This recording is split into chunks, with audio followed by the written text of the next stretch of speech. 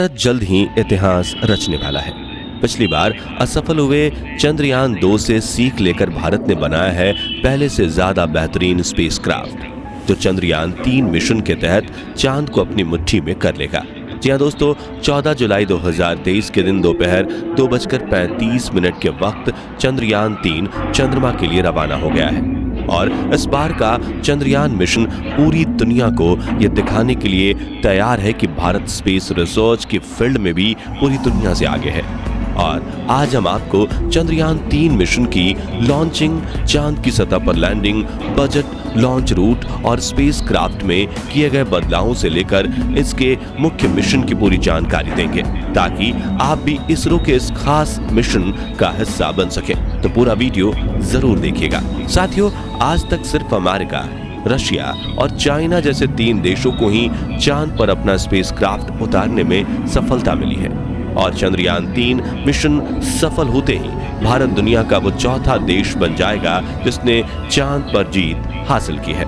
आज से करीब 4 साल पहले 22 मई 2019 के दिन भारत ने चंद्रयान 2 को चांद पर भेजने की कोशिश की थी और इस दौरान पीएम नरेंद्र मोदी भी इसरो के बेंगलुरु वाले हेड ऑफिस पहुंच गए थे और पूरा देश यही आस लगाए बैठा था कि चंद्रयान 2 मिशन सफल हो जाएगा।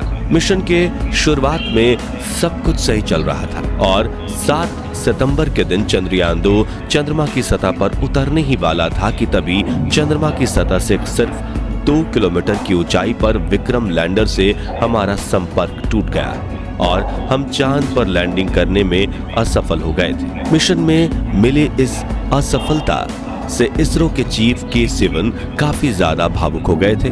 तभी प्रधानमंत्री नरेंद्र मोदी ने उन्हें गले लगाकर सांत्वना दी थी, जिसके बाद प्रेस मीट में पीएम मोदी ने कहा था कि हम यहाँ रुकेंगे नहीं, बल्कि इससे सबक लेकर आगे बढ़ेंगे, क्योंकि विज्ञान यानी प्रयास और प्रयास और प्रयास। प्रधानमंत्री नरेंद्र मोदी की कही इस बात को आधार बनाकर इसरो ने फिर से चंद्रयान 3 को चांद पर भेजने के सपने बुनना शुरू कर दिया था। लेकिन उस वक्त हुई भूल को सुधारने में इसरो को पूरे 4 साल लग गए और अब उन्होंने पहले से ज्यादा एडवांस और पावरफुल स्पेसक्राफ्ट तैयार कर लिया है। दोस्तों, चंद्रयान 2 की नाकामयाबी से निराश होने की बिल्कुल भी जरूरत नहीं है, क्योंकि पृथ्वी के वातावरण से बाहर निकलकर अंतरिक्ष में जाना अपने आप में बड़ी चुनौती होती है। और जानकारी के लिए बता दें कि अमेरिका अपने सभी चांद मिशन में से कुल 26 बार फेल हो चुका है, जबकि रशिया को 14 बार फेलियर का सामना करना पड़ा था। लेकिन भारत ने तो अपनी पिछली असफलता से इतनी बारीकी से सीख ली कि इस बार चंद्रयान 3 का सफल होना तय माना जा रहा है। इस विषय पर बात करते हुए इसरो के मौजूदा चीफ एस सोमनाथ ने कहा कि चंद्रयान 2 मिशन में भले ही हम असफल हुए थे, लेकिन बड़ी बात यह है कि हम इससे सीख लेकर आगे बढ़े हैं।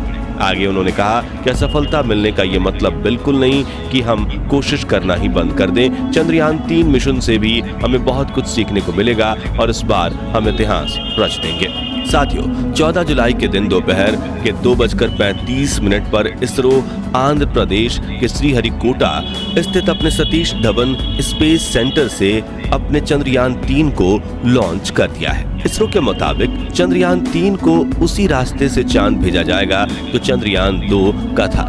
साथ ही इसे चांद के दक्षिणी ध्रुव पर ही उतारा जाएगा, जहां पर चंद्रयान 2 को उतारा जाने वाला था। यानी हम यूं कह सकते हैं कि चंद्रयान 3 अपने पिछले साथी चंद्रयान 2 का बचा हुआ मिशन पूरा करेगा। हालांकि दोस्तों, चंद्रयान 3 में कई बदलाव किए गए हैं, जैसे कि इस बार स्पेसक्राफ्ट में कोई ऑर्बिटर नहीं है, बल्कि इस वक्त हम एक प्रोपल्शन मॉड्यूल का इस्तेमाल कर रहे हैं जो चंद्रयान 3 के लैंडर और रोवर को चांद की ऑर्बिट तक ले जाएगा, जहां इसे चंद्रयान 2 के उस ऑर्बिटर से कनेक्ट किया जाएगा जो पिछले 4 सालों से चांद के चक्कर काट रहा है।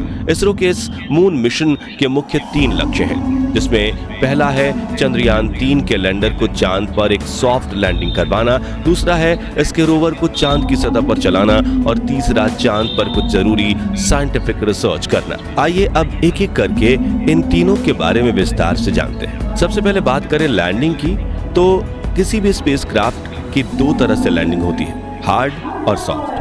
जिसमें से हार्ड लैंडिंग में कोई भी स्पेसक्राफ्ट अंतरिक्ष में मौजूद ग्रह और उपग्रह पर तेजी से लैंडिंग करता है, जिससे सतह से टकराकर उसके क्रैश होने के चांसेस बढ़ जाते हैं। हार्ड लैंडिंग के दौरान ज्यादातर मामलों में स्पेसक्राफ्ट से हमारा संपर्क टूट जाता है या फिर वो एक जगह पड़े रहते हैं, और यही दिक्कत चंद्रयान 2 के विक्रम लैंडर के साथ भी हुई थी।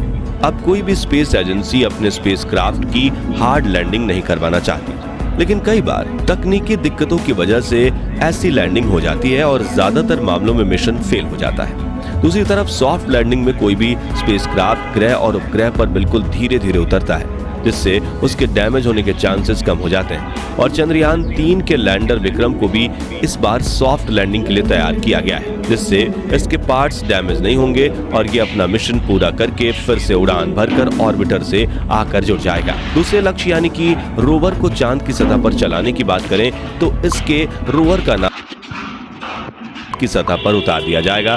इस रोवर में कई सारे नेविगेशन कैमरा, एनर्जी के लिए सोलर पैनल और कम्युनिकेशन के लिए एंटेना लगाए गए हैं और इसका वजन करीब 27 किलोग्राम है। ये चांद की सतह की डेटा कलेक्ट करके लैंडर को भेजेगा और लैंडर इस डेटा को ऑर्बिटर को भेजेगा, जहां से ये डेटा इसरो के ग्राउंड रिसर्च सेंटर पर पहुंचेगी। अब इस मिशन के तीसरे लक्ष्य यानी रिसर्च की बात करें तो चंद्रमा 3 का लैंडर चांद के उस दक्षिणी ध्रुव पर लैंड करेगा जहां आज तक कोई स्पेसक्राफ्ट नहीं गया। यहाँ पर लैंडर और रोवर मिलकर चांद के तापमान की जांच करेंगे, चांद पर होने वाली भूकंपीय घटनाओं की जांच करेंगे, साथ ही ये चांद के वातावरण में गैस और प्लाज्मा की जांच भी करेंगे। इसके अलावा कई सीक्रेट साइंटिफिक रिसर्चेस भी किए जाएंगे।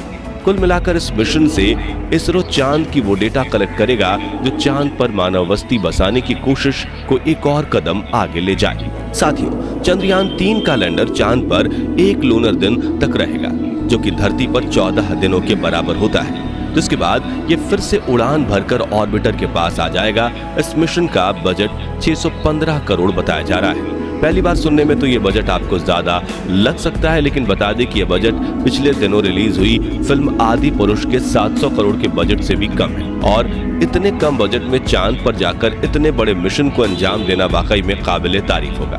बता दें कि चंद्रयान 3 स्पेसक्राफ्ट का कुल वजन 3900 किलोग्राम है, जिसमें से प्रपल्शन मॉड्यूल 2148 किलोग्राम और लैंडर मॉड्यूल 1752 किलोग्राम है। आइए दोस्तों, अब जानते हैं कि चंद्रयान 3 धरती से लेकर चांद का सफर कैसे पूरा करेगा।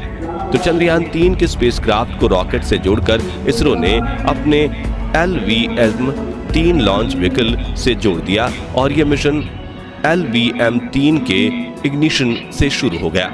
फिर ऊपर पहुंचने पर इसके अगल बगल लगे S-200 रॉकेट अलग हो गए और आगे चलकर पेलोड को कवर करने वाले को खोलकर भी अलग कर दिया जाएगा।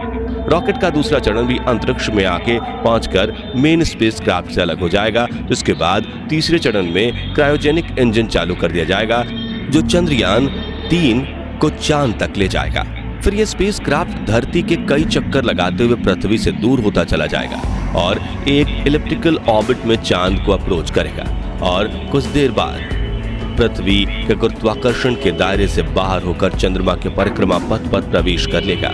चांद के ऑर्बिटर में पहुंचते ही लैंडर को प्रपल्शन मॉड्यूल से अलग करके चांद की सतह की ओर भेज दिया जाएगा और सतह के नजदीक पहुंचते ही इसके थ्रस्टर्स ऑन कर दिए जाएंगे ताकि इसकी रफ्तार को कम किया जा सके और ये चांद की सतह पर सॉफ्ट लैंडिंग कर सके। ये लैंडिंग 23 या 24 अगस्त के दिन करवाई जाएगी। दोस्तों, आप में से कई लोग होंगे जो चंद्रयान 3 के लॉन्च को लाइव भी देख चुके होंगे। उनके लिए इसरो ने एक वेबसाइट जारी की थी और उस पर रजिस्ट्रेशन भी किया, जहां जाकर आपने लाइव लॉन्च को देख लिया होगा। अगर आपने नहीं देखा तो आइए हम कुछ आपको दिखाते हैं।